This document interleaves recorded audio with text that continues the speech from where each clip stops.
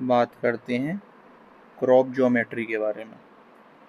Crop geometry का क्या मतलब है?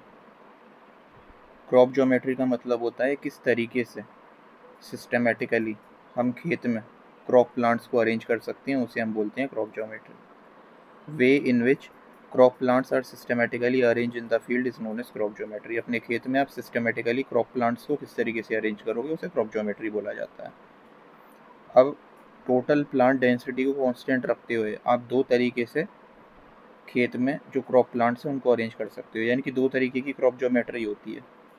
एक होता है स्क्वायर अरेंजमेंट और एक होता है रेक्टेंगुलर अरेंजमेंट। प्लांट डेंसिटी का मतलब है कि 1 हेक्टेयर में टोटल कितने पौधे आएंगे, उतनी ही प्लांट डेंसिटी पर, यानी कि प्लांट डेंसिटी को कांस्टेंट रखते हुए आपके पास में दो तरीके होते हैं कि आप चाहो तो स्क्वायर सिस्टम से भी पौधे लगा सकते हो और चाहो तो आप रेक्टेंगुलर सिस्टम से भी पौधे लगा सकते हो। बस आपको जो रो टू रो और प्लांट टू प्लांट डिस्टेंस है उसमें हल्का फुल्का सा चेंज करना पड़ेगा। By keeping the total plant density constant, that is the plant population per hectare, we can alter crop geometry by simply changing the balance between row to row and plant to plant spacing।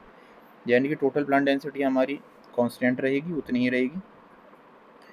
बस हम क्या कर सकते हैं, row to row plant to plant spacing को change करके चाहे तो स्क्वायर सिस्टम से लगा सकते हैं पौधे, चाहे तो हम रेक्टेंगुलर सिस्टम से पौधे लगा सकते हैं। तो कितने तरीके की क्रॉप ज्योमेट्री होती है? दो तरीके की। एक होता है स्क्वायर अरेंजमेंट और एक होता है हमारा रेक्टेंगुलर अरेंजमेंट। स्क्वायर अरेंजमेंट की अगर मैं बात करूं तो पौधे से पौधे की दूरी और जो रो टू रो डिस्टेंस है वो बराबर रखा जाएगा, यानी कि रो टू रो डिस्टेंस और प्लांट टू प्लांट डिस्टेंस हम बराबर रख रहे हैं। ध्यान रखना स्पेसिंग हमेशा पड़ी जाती है ना, तो उसे रो टू रो डिस्टेंस, जैसे कि हम लिखते हैं कि भाई 25 बाई 25 सेंटीमीटर की स्पेसिंग पर पौधे को लगाना है, तो इसको आप पढ़ोगे कैसे? रो टू रो डिस्टेंस पहले लिखी जाती है, उसके बाद में प्लांट टू प्लांट डिस्टेंस लिखते हैं। ये भी एक इंपॉर्टेंट पॉइंट है, तो ध्यान रखना हम रो टू रो डिस्टेंस और प्लांट टू प्लांट डिस्टेंस को बराबर रखेंगे स्क्वायर अरेंजमेंट में। रिसोर्स जो अवेलेबल रिसोर्सेज हैं उसके यूटिलाइजेशन का सबसे इफेक्टिव तरीका जो है वो स्क्वायर अरेंजमेंट ही है। सबसे ज़्यादा एफिशिएंटली इस्तेमाल होता है रिसोर्सेज का स्क्वायर अरेंजमेंट के केस में। चाहे वो आपकी सनलाइट हो गई, चाहे वो मिट्टी में मौजूद अवेलेबल वाटर हो गया, चाहे न्यूट्रिएंट्स हो गए, इन सबका इफेक्टिव यूटिलाइजेशन होता है स्क्वायर अरेंजमेंट में। और यहाँ पे कंपटीशन भी जो शुरुआत की स्टेजेस में है वो कम रहता है। तो डिलेड कंपटीशन का एक्चुअल में मतलब क्या है ये बताओ जरा। देखो, डिलेड कंपटीशन का एक तरीके से मतलब ये होता है कि जब हम एक सर्टेन स्पेसिंग पर पौधे को लगाते हैं तो शुरुआत में तो जैसे कि स्क्वायर अरेंजमेंट में हमारा रो टू प्लांट डिस्टेंस बराबर है, तो शुरुआत में तो क्या है, डिस्टेंस काफ़ी ज़्यादा रहता है और पौधा भी अपनी इनिशियल ग्रोथ स्टेज में है, तो ज़्यादा कंपटीशन नहीं होता। लेकिन धीरे धीरे जैसे प्लांट ग्रो करेगा उसकी कैनोपी वगैरह बढ़ेगी, तो फिर क्या होता है, ये जो रो टू प्लांट डिस्टेंस है थोड़ी सी कम हो जाती है। और फिर क्या होता है, फिर रिसोर्सेज के लिए कंपटीशन स्टार्ट होता है। लेकिन अगर आप ऑलरेडी स्पेसिंग ऑप्टिमम लेकर के चल रहे हो तो फिर आपको लेटर स्टेज में भी ज़्यादा प्रॉब्लम नहीं आएगी।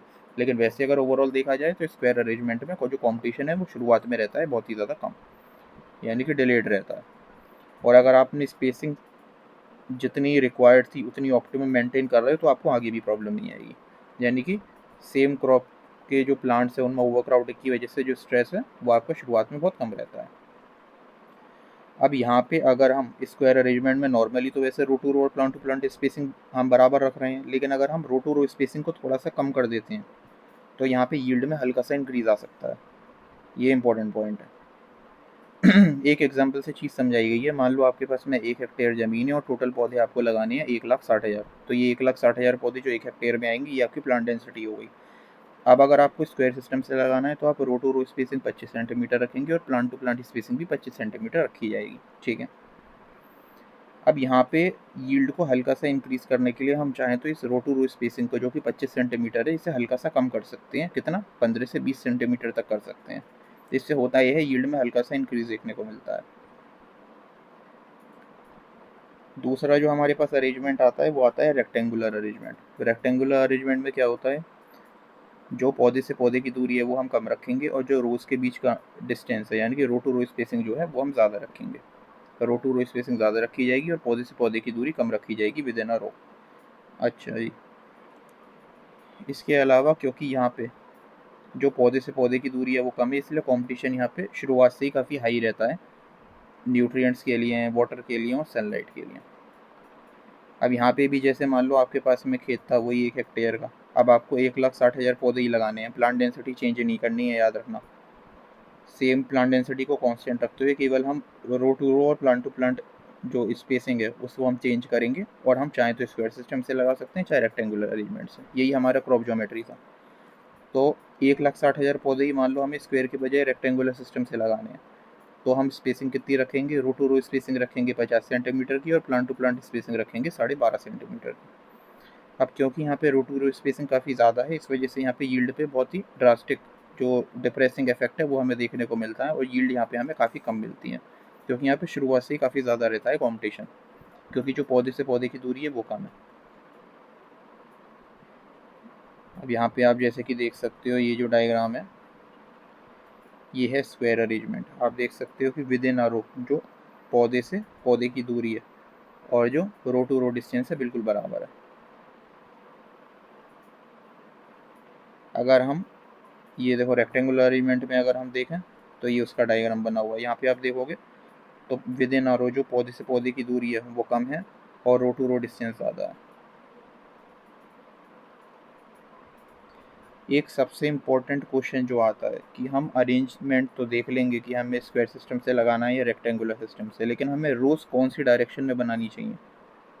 जो रोज़ हैं वो कौन सी डायरेक्शन में हमें बनानी चाहिए? Along which direction rows should be made.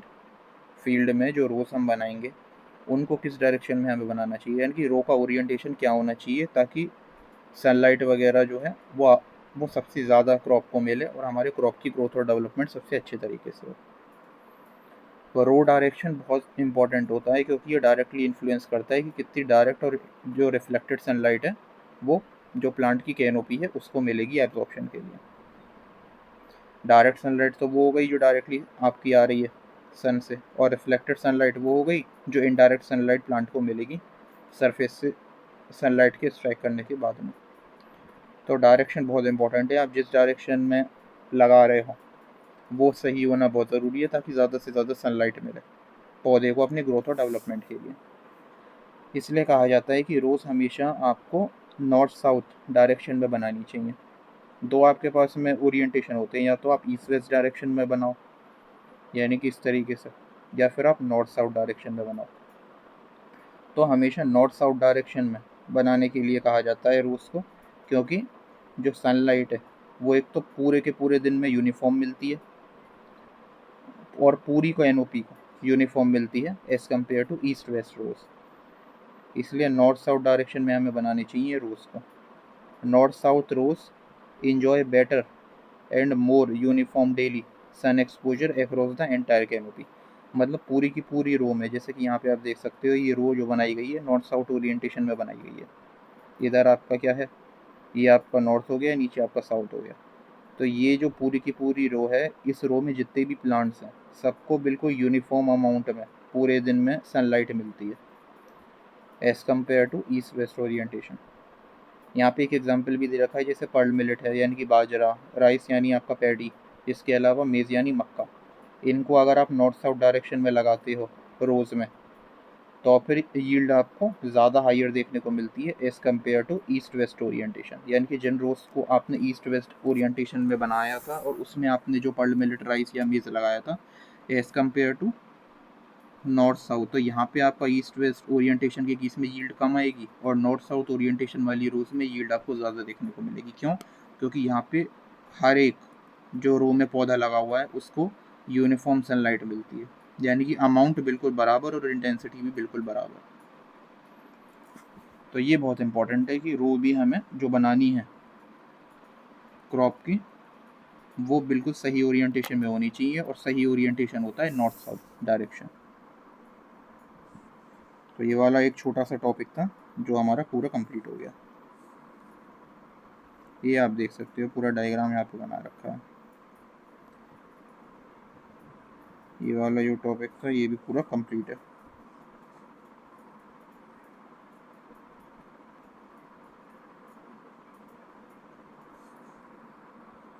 ये भी इसमें अब नहीं और कुछ नहीं है।